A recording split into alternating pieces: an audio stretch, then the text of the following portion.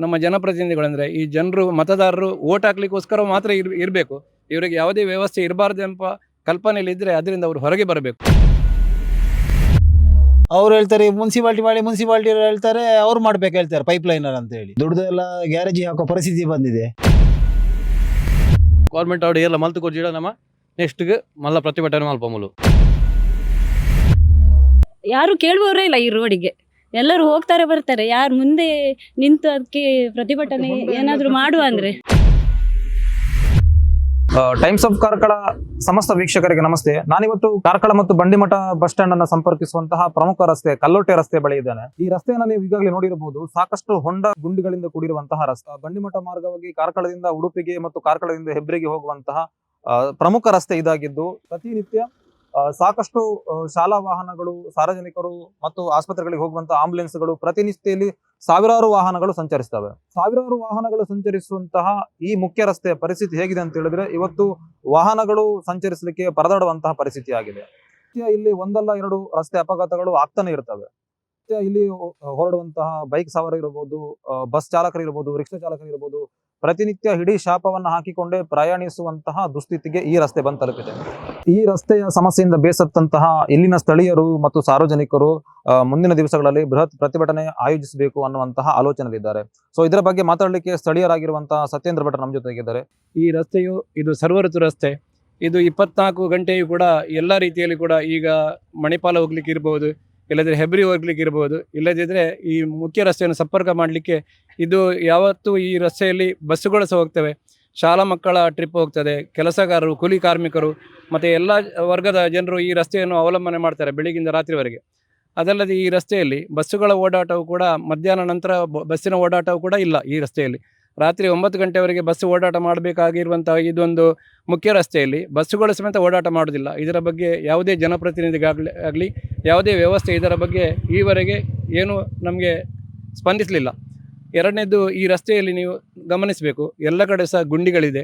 ಆ ಗುಂಡಿಗಳಲ್ಲಿ ಮೊನ್ನೆ ನಾನು ಕಾರ್ನಲ್ಲಿ ಹೋಗ್ತಾ ಇರುವಾಗ ಒಬ್ಬರು ಮುದುಕ, ಅವರು ಕಡ್ತಲದವರು, ಅವರು ಬಿದ್ದರು. ಅದರಲ್ಲಿ ಅವರಿಗೆ ನಾನು ಎತ್ತಿ ಮತ್ತೆ ಅವರನ್ನು ಇದು ಮಾಡಿ, ಅವರು ಎದ್ದಾದ ನಂತರ ನರ್ವಸ್ ಆಯಿತು, ಅವರಿಗೆ ಹೋಗಲಿಕ್ಕೆ ಆಗೋದಿಲ್ಲ ಪರಿಸ್ಥಿತಿ. ನನಗೆ ನೋಡಿ ದುಃಖ ಬಂತು. ಹಾಗೆ ನಾನು ನೋಡಿ ಇಂಥ ಪರಿಸ್ಥಿತಿ ಇನ್ನು ಯಾರಿಗೂ ಬರಬಾರ್ದು. ಮತ್ತು ನಮ್ಮ ಜನಪ್ರತಿನಿಧಿಗಳಂದರೆ ಈ ಜನರು ಮತದಾರರು ಓಟ್ ಹಾಕ್ಲಿಕ್ಕೋಸ್ಕರ ಮಾತ್ರ ಇರಬೇಕು. ಇವರಿಗೆ ಯಾವುದೇ ವ್ಯವಸ್ಥೆ ಇರಬಾರ್ದು ಎಂಬ ಕಲ್ಪನೆಯಲ್ಲಿದ್ದರೆ ಅದರಿಂದ ಅವರು ಹೊರಗೆ ಬರಬೇಕು. ಮತ್ತು ಈ ರಸ್ತೆಯನ್ನು ಅವಲಂಬನೆ ಮಾಡುವವರು ಎಲ್ಲರಿಗೂ ಸಹ ನೋಡಿ, ಸರ್ಕಾರದ ಮುಖ್ಯ ಆಶಯ ಏನು? ಒಳ್ಳೆಯ ನೀರು, ಅದರ ನಂತರ ಒಳ್ಳೆಯ ರಸ್ತೆ, ಅದರ ನಂತರ ಈ ರಕ್ಷಣೆ, ಇದೆಲ್ಲ ವ್ಯವಸ್ಥೆಯನ್ನು ಸರ್ಕಾರ ನೋಡಬೇಕು. ನಾವು ಪರ್ಸನಲ್ ಆಗಿ ನಮಗೆ ಏನು ಕೇಳ್ತಾ ಇಲ್ಲ. ಈ ರಸ್ತೆಯನ್ನು ಸುಸ್ಥಿತಿಯಲ್ಲಿ ಮಾಡಬೇಕು. ನಂತರ ನಡ್ಕೊಂಡು ಹೋಗುವ ಪಾದಚಾರಿಗಳಿಗೆ ಏನು ಫುಟ್ಪಾತ್ ಅಂತ ಉಂಟು ನೋಡಿ, ಅದನ್ನು ನೀವು ಅಲ್ಲಿಂದ ಗಮನಿಸಿ. ಫುಟ್ಪಾತೇ ಇಲ್ಲ ಈ ರಸ್ತೆಯಲ್ಲಿ. ಇಲ್ಲಿ ಕೂಡ ಈ ಪೈಪ್ಲೈನ್ ಹಾಕುವಾಗ ಇಲ್ಲಿ ಕಲ್ಲುಗಳನ್ನೆಲ್ಲ ಬಿಚ್ಚಿದ್ದಾರೆ. ಈ ಕಲ್ಲು ಬಿಚ್ಚಿದ ನಂತರ ಇದು ಓಪನ್ ಮಾಡಿ ಇಟ್ಟಿದ್ದಾರೆ. ಯಾರಾದರೂ ಬೈಕಿನವರು ಆಯ ತಪ್ಪಿ ಬಿದ್ದರೆ ಅವರು ಪ್ರಾಣ ಕಳ್ಕೊಳ್ಳೋದು ಖಂಡಿತ. ಅದರಿಂದಾಗಿ ಇದನ್ನು ಆದಷ್ಟು ಬೇಗ ಅವರು ಈ ವ್ಯವಸ್ಥೆಯನ್ನು ಇದು ಮಾಡಬೇಕು. ನಾವು ಸಾರ್ವಜನಿಕರು ಎಲ್ಲರೂ ಪಕ್ಷ ಭೇದ ಇಲ್ಲದೆ ಎಲ್ಲರೂ ಸೇರಿದ್ದೇವೆ. ನಾವು ಯಾರನ್ನು ದೂರದಿಲ್ಲ, ವ್ಯವಸ್ಥೆಯನ್ನು ಮಾತ್ರ ದೂರ್ತಾ ಇದ್ದೇವೆ. ಹಾಗೆ ವ್ಯವಸ್ಥೆಯನ್ನು ಸುಸ್ಥಿತಿಗೆ ತರುವಲ್ಲಿ ನಿಮ್ಮ ಪಾತ್ರ, ನೀವು ನಿಮ್ಮ ಕೆಲಸ ಮಾಡಬೇಕು, ನಾವು ನಮ್ಮ ಕೆಲಸ ಮಾಡ್ತೇವೆ. ಹಾಗೆ ನಾವು ಕೂಡಿ ಈ ರಸ್ತೆಯನ್ನು ಒಳ್ಳೆ ರೀತಿಗೆ ತರಬೇಕು ಅಂತೇಳಿ ನನ್ನದೊಂದು ಪ್ರಾರ್ಥನೆ. ನಮಗೆ ಈ ರೋಡಲ್ಲಿ ಹೋಗ್ಲಿಕ್ಕೆ ಭಾರಿ ಕಷ್ಟ ಆಗ್ತದೆ. ದುಡ್ದೆಲ್ಲ ಗ್ಯಾರೇಜಿ ಹಾಕೋ ಪರಿಸ್ಥಿತಿ ಬಂದಿದೆ. ರಾಜ್ಯಕ್ಕೆ ಇಲ್ಲದೆ ಈ ರೋಡನ್ನು ಸರಿ ಮಾಡಿ ಕೊಡಬೇಕಂತ ವಿನಂತಿ ಮಾಡಿಕೊಳ್ತಿದ್ದೆ. ಯಾವ ಕಾರಣಕ್ಕೆ ಇದುವರೆಗೆ ರಿಪೇರಿ ಆಗಲಿಲ್ಲ ಸರ್? ರಿಪೇರಿ ಪೈಪ್ಲೈನ್ ಆಚೆ ಈಚೆ ಎಲ್ಲ ಆಗ್ದು ಅವ್ರು ಹೇಳ್ತಾರೆ ಮುನ್ಸಿಪಾಲ್ಟಿ ಮಾಡಿ, ಮುನ್ಸಿಪಾಲ್ಟಿ ಹೇಳ್ತಾರೆ ಅವ್ರು ಮಾಡ್ಬೇಕು ಹೇಳ್ತಾರೆ ಪೈಪ್ಲೈನರ್ ಅಂತ ಹೇಳಿ. ಇತ್ಲಾಗಿ ನಮ್ಮ ಪಾಡು ಕೇಳೋರು ಯಾರು ಗತಿ ಇಲ್ಲ. ಪುರಸಭೆಗೆ ಯಾವುದೇ ಮನವಿ ಕೊಡಲಿಲ್ವ ನೀವು? ಪುರಸಭೆಗೆ ಆಟೋ ರಿಕ್ಷಾ ಚಾಲಕರ ಮಾಲಕರ ಸಂಘದಿಂದ ಮನವಿ ಕೊಟ್ಟಿದ್ದೇವೆ. ಅವ್ರು ಏನು ಸ್ಪಂದಿಸುತ್ತಾ ಇಲ್ಲ. 3 ಸಲ ಕೊಟ್ಟಿದ್ದೇವೆ, ಏನು ಸ್ಪಂದಿಸ್ತಾ ಇಲ್ಲ ಅವರು. ಇಲ್ಲಿಯ ಕಲ್ಲುಟೆ ರಸ್ತೆ ಇದು ಹಲವು ವರ್ಷಗಳಿಂದ ಇಲ್ಲಿ ಸಮಸ್ಯೆ ನಡೀತಾ ಉಂಟು.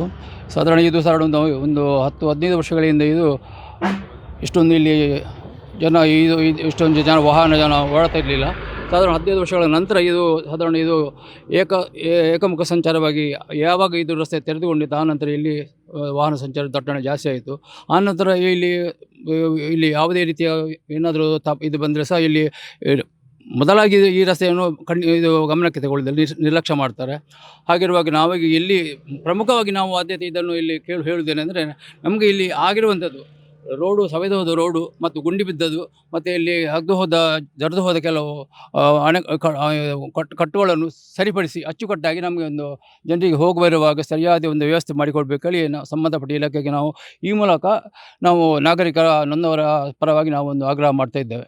ಪ್ರತಿ ವರ್ಷ ಈ ರಸ್ತೆ ಹಾಳಾಗ್ತದೆ, ಅದು ಬೇರೆ ವಿಷಯ. ಪುರಸಭೆ ರಿಪೇರಿ ಮಾಡ್ತಿದ್ರು. ಬಟ್ ಈ ವರ್ಷ ಏನಂತ ಹೇಳಿದರೆ ನಲ್ಲಿ ನೀರನ್ನ ಈ ರಿಪೇರಿ ಮಾಡೋರು ಅಥವಾ ವ್ಯವಸ್ಥೆ ಮಾಡೋರು ರಸ್ತೆ ಎಲ್ಲ ಅಗ್ದು ಈ ವರ್ಷ ಅಂತೂ ತುಂಬ ಗುಂಡಿ ಎಲ್ಲ ಬಿದ್ದಿದೆ. ಅದರಿಂದ ಈ ಸರ್ತಿ ಪುರಸಭೆಯಿಂದ ಇದನ್ನು ತುರ್ತಾಗಿ ರಿಪೇರಿ ಮಾಡಬೇಕು. ಯಾಕಂದರೆ ದ್ವಿಚಕ್ರ ವಾಹನದವರಿಗೆ ಮತ್ತು ಇವು ಸಣ್ಣ ಕಾರ್ನವರಿಗೆ ಭಾಳ ಸಮಸ್ಯೆ ಆಗುವಂಥ ರಸ್ತೆ. ಆದುದರಿಂದ ಜೀವಕ್ಕೆ ಅಪಾಯ ಆಗುವ ರಸ್ತೆ. ಆದುದರಿಂದ ಇದನ್ನು ಕೂಡಲೇ ಪುರಸಭೆ ವತಿಯಿಂದ ಸರ್ಕಾರದ ವತಿಯಿಂದ ಅದು ತುರ್ತಾಗಿ ರಿಪೇರಿ ಮಾಡಬೇಕಂತ ನಾವು ವಿನಂತಿ ಮಾಡ್ತಾ ಇದ್ದೇವೆ.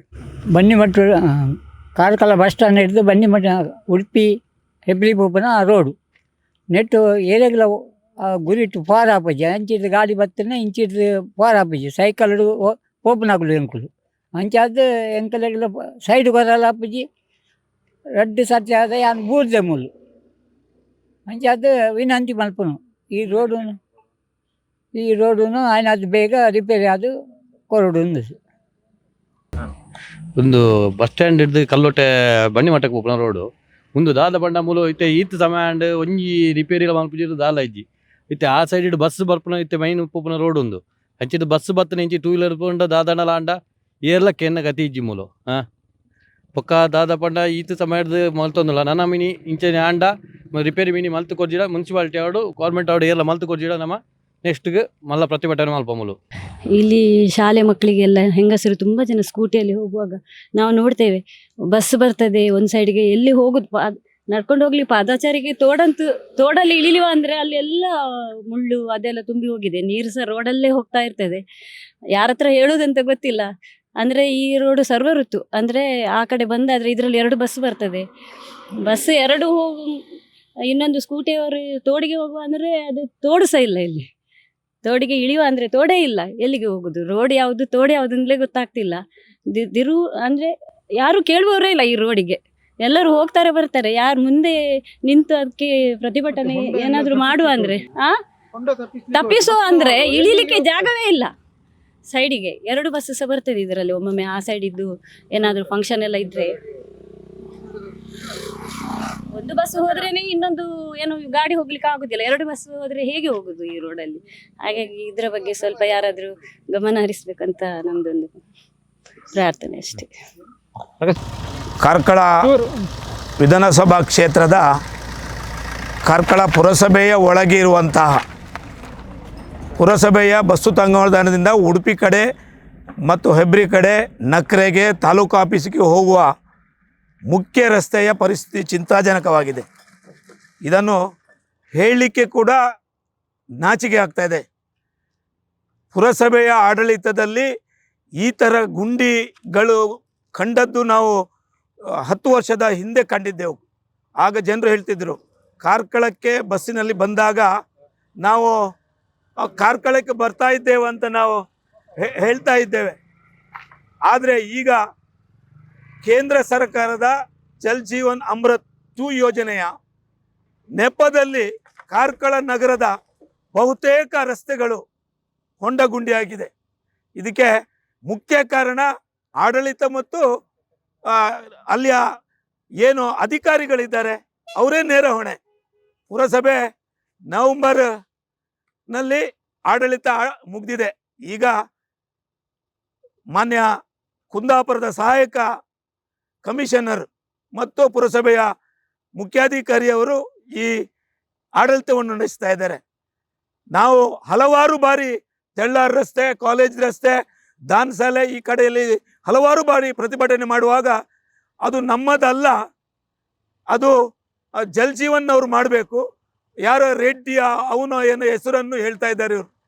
ನಾವು ಅದನ್ನು ಯಾವುದನ್ನು ಹೇಳಲ್ಲ. ನಾವು ಯಾಕೆ ಹೇಳಿದ್ರೆ ಜನತೆ ಇದರ ಟ್ಯಾಕ್ಸ್ ಕಟ್ತಾರೆ, ಹೊಸ ವಾಹನ ಖರೀದಿ ಮಾಡುವಾಗ ಇನ್ಶೂರೆನ್ಸ್ ಕಟ್ತಾರೆ, ಯಾವ ನೀರು ಕನೆಕ್ಷನ್ ಇದೆ, ವಿದ್ಯುತ್ ಕನೆಕ್ಷನ್ ಇದೆ, ಇದೆಲ್ಲ ಸರ್ಕಾರಕ್ಕೆ ಬೊಕ್ಕಸಕ್ಕೆ ಹೋಗುವಂಥದ್ದು ಹಣ.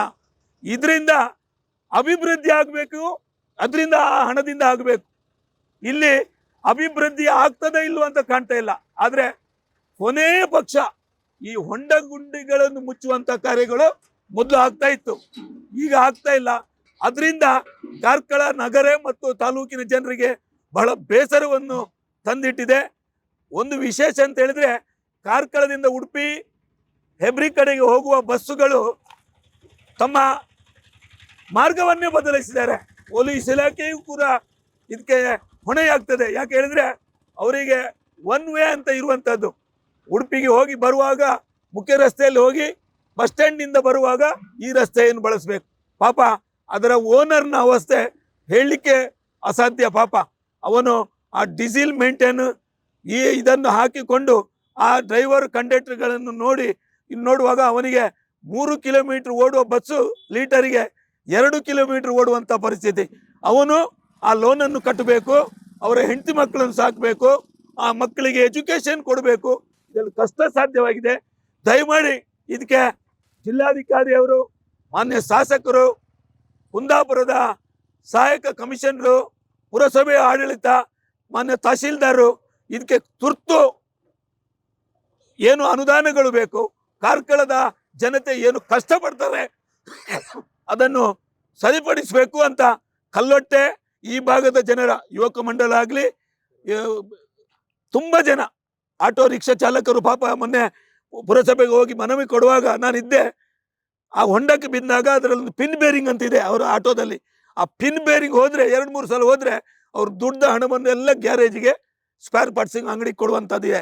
ದಯಮಾಡಿ ಕಾರ್ಕಳ ಜನತೆಯ ಅಳಲನ್ನು ಆಲಿಸಿ ಇನ್ನು 2 ದಿವಸದೊಳಗೆ ಇದನ್ನು ಕೂಡಲೇ ಪ್ಯಾಚ್ ವರ್ಕ್ ಈ ರಸ್ತೆಯನ್ನು ಮಾಡಬೇಕು. ನಿಮಗೆ ಖುಷಿ ಬಂದಾಗೆ ಎಲ್ಲೆಲ್ಲಿ ಕಾಮಗಾರಿಯನ್ನು ಮಾಡಬೇಡಿ, ಎಲ್ಲಿ ಅಗತ್ಯತೆ ಇದೆ ಅಲ್ಲಿ ಮಾಡಿ 2-3 ದಿವಸ ನಿಮಗೆ ಸಮಯಾವಕಾಶ ಕೊಡ್ತೇವೆ. ಮತ್ತು ಅವಿರತ ಧರಣಿಯನ್ನು ಮುನ್ಸಿಪಾಲಿಟಿಯ ಒಳಗಡೆ ಅನುಮತಿಯನ್ನು ಪಡೆದು ನಾವು ಇಲ್ಲಿ ಮಾಡ್ತೇವೆ. ಇದು ನಿಮಗೆ ಕಿವಿ ಮಾತು ಮಾತ್ರ ಈ ಸಂದರ್ಭದಲ್ಲಿ ಹೇಳಿಕ್ಕೆ ಬಯಸ್ತೇನೆ.